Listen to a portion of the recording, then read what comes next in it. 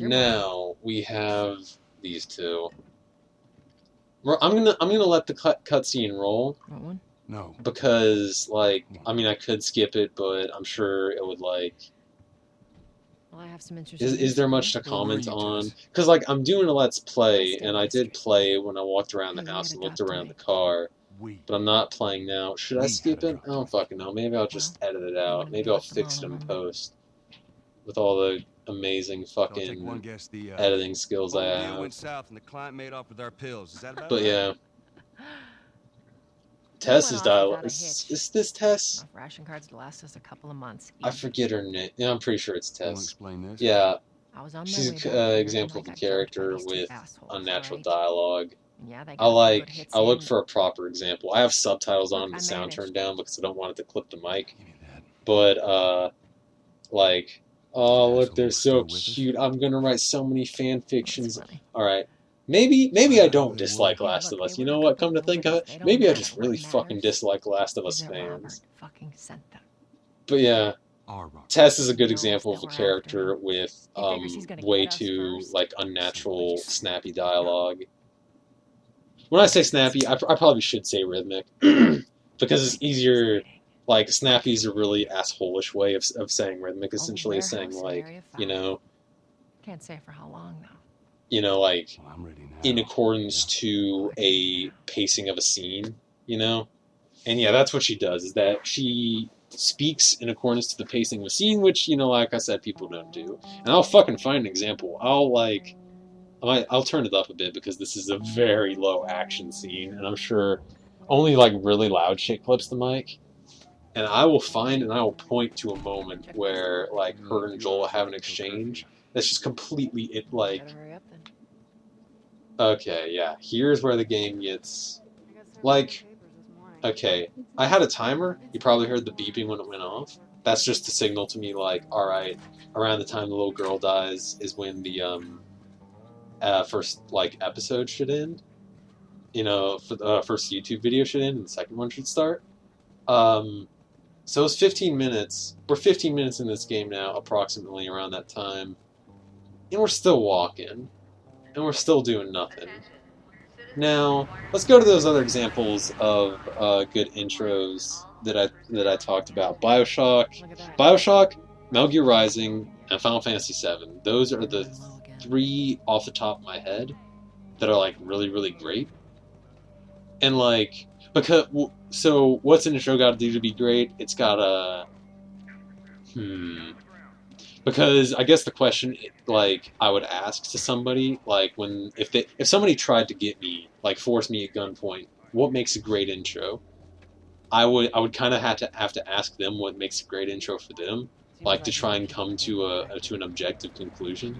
It's kind of hard to come to an objective conclusion because it is so subjective though. So let's just say that a weird water physics, a good intro. Seriously, it's like we're stepping on a fucking like rubber pad or something, like a tinfoil, whatever. Okay, nitpicking, definitely nitpicking. Doesn't fucking matter that the water looks super duper weird. Like those ripples are gigantic. For maybe her ass is huge. I don't know, but like a good intro. Final Fantasy VII, for instance, you got how the game's gonna play, like you got a feel for the character, like the aesthetic of the character. You got a feel for like, oh shit, oh I've been hurt, I've been shrapnel. But you got, oh yeah, I gotta do a quick turn, and I got a sprint, and I got a tutorial. Yeah, you get a feel for the character, and you get a feel for, let's turn this down again. I forgot that there's still explosions. Not that this is action, by the way. It's still fucking completely underact. Oh, Tess is giving me a mean face. I did something wrong. Or no, wait, I did something right. Oh, yeah, okay. Let me just hang on. Thank you. Yeah, like, gives you a feel for the character, gives you a feel for like the things you're working with in the narrative, what gives you a feel for what you're working with mechanically, and gives you a feel for like I was there. what you're working with thematically. That'll tie in the narrative. So let's just say narrative and mechanics for now. Like until I develop a better definition, which I probably should have gone into this critique with, you know. But whatever. I woke up from a nap and started doing this. So if anybody wants to like tell me that I'm being an uneducated little shit and like I didn't come in as prepared as I should have to really critique something, then by the way, the fuck are these? I'm positive these are a real thing. I just don't know what they are. But yeah, anybody who wants to give me shit for not defining my terms properly, like Marlene looking for Robert? I won't take me seriously if you don't. Don't you worry. But yeah, so that's what I would say, like off the top of my head, makes a good intro. That first 15 minutes made a good intro. We got a feel for Joel, we got a feel for Sarah, we got a feel for some gameplay elements, some mechanics based around like helplessness and the world going to shit around us, and like us being kind of like trapped as part of that. But now we're here, and we're working with completely different mechanics. Some of them lame, like pushing the fucking... Okay, gear intern to make that TV 3D model? Come on. Come on. You know? Come on. I could do better than that. I have done better than that. Whatever. I'm not gonna... Apparently, Sonic Boom taught us that you can get a job at Naughty Dog just doing whatever. Let there be light, yeah. That's a cliche, but I'm not gonna... Oh, grab the gear. Where's the gear? Shit. I should have paid more attention.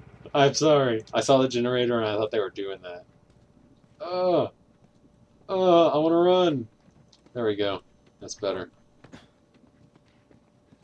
Yeah, let there be light. I mean... That's like Tess being stupid, and so like I can understand them writing that line, but I wouldn't write that line because I mean, let there be light. That's so fucking like shit like that. All right, here's why I have just talked for like 15 seconds over this one line, is because shit like that will take you out of an experience, like Texas. Oh, shit like that. Where's the prompt up there? Yeah, it is. A cliche will like just immediately make you remember that it's a story. It's a story you're being told. It is a pile of contrivances. Remembering that will completely pull you out of the drama of it. It'll like inadvertently kill the pacing because it forces the reader or the watcher, the viewer, the player by reflex to acknowledge that they have heard that before. They hear that, and they hear every other time they've heard it, and they immediately think, like, this is a thing that's been said before, like, whether they intend to or not, whether they want to or not. And so, like, cliches like that really damage the pacing of your scene, just because even if the pacing itself doesn't stop, the player, like, refuculates their mind, like, it completely, throws with their mental process of the scene. Oh yeah, I can still run. Not that it will matter. Where's the ladder? Oh yeah, my favorite scene.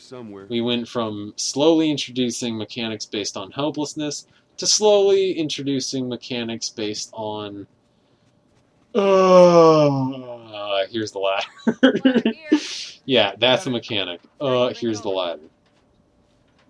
Now, I would call this nitpicking if this was the only time this ever happened.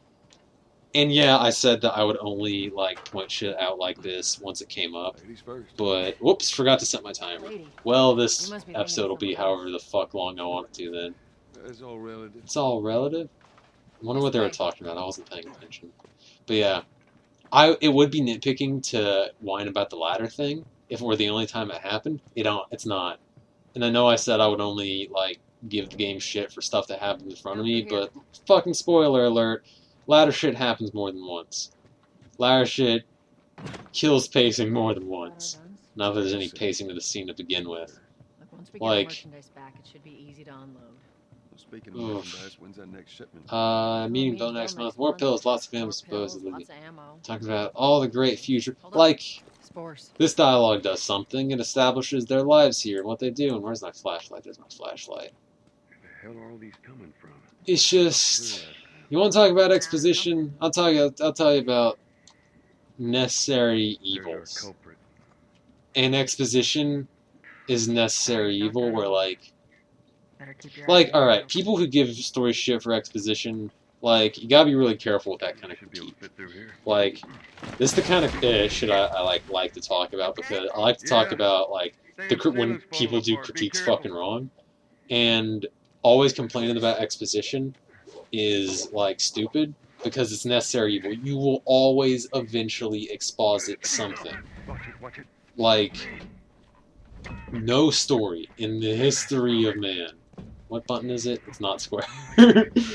It's triangle. Okay. Yeah.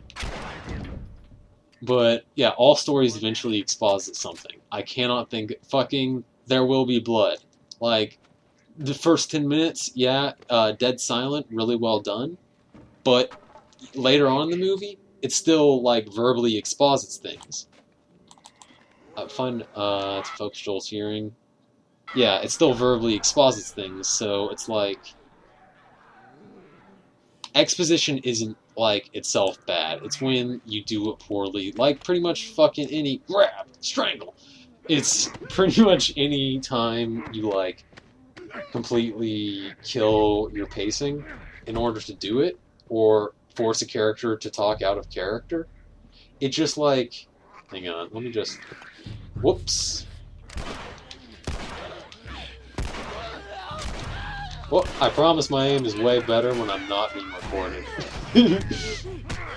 No more bullets? That sucks. Oh god, I loved it. This game has Resident Evil 6 levels of, like, animal ammo distribution. Where, like, it gives you jack shit. Or, like, it gives you exactly enough to, like, survive. And I take issue with that because it's absolutely no fun. I keep hitting square. What the hell game was I was I playing that square is the interact button? I don't know. But yeah, is it the stairs that I'm supposed to go up? Because there were stairs. And yeah, so like exposition itself isn't evil, it's just when it's fucking stupid, like stupidly used, that it really hurts. And so like I am like coming to this point, like, I think a full 5 minutes after the exposition that I'm actually talking about, like, ended. So maybe I shouldn't have, like, gone on that massive tangent, but yeah. It's... I'm not gonna give them shit for the dialogue of the back and forth about, like, you know, just pretty much telling the player, this is what we do with, like, this is, like, our lives, because, like, I guess the biggest issue I would raise with that is that it's already demonstrated by, like, the scene we're going through. Like, this whole first chapter up to the point where they kill that guy that looks kind of like Braum from Game of Thrones, you'll know when you see him. Burping. But, yeah. Up till then, like, establishes exactly what that dialogue already established, just without fucking outright saying it. Be a deer, would you? Yeah. Now it begins. Like, I'm very aware that if I, like, point to any one line and declare the whoopsie daisies. If I point to any one line and declare the dialogue fucked based off that. I thought she was up there, okay? Yeah.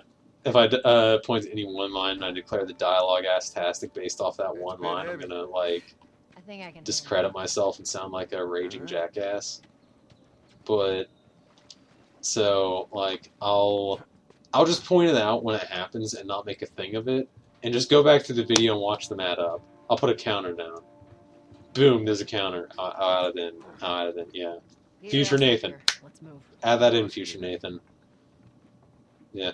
Oh, no, you know what this game needs? Is those God of War 1, like, balance beam thing? Whoopsie daisies. Those God of War 1 balance beam mini-games. Or not mini-games, but, you know. balance beam things. Yeah, that really helped God of War's pacing, didn't it? God of War 1, good. God of War 2 and 3, go fuck themselves. I'm not doing a critique of those, so there's my, concise ass opinion.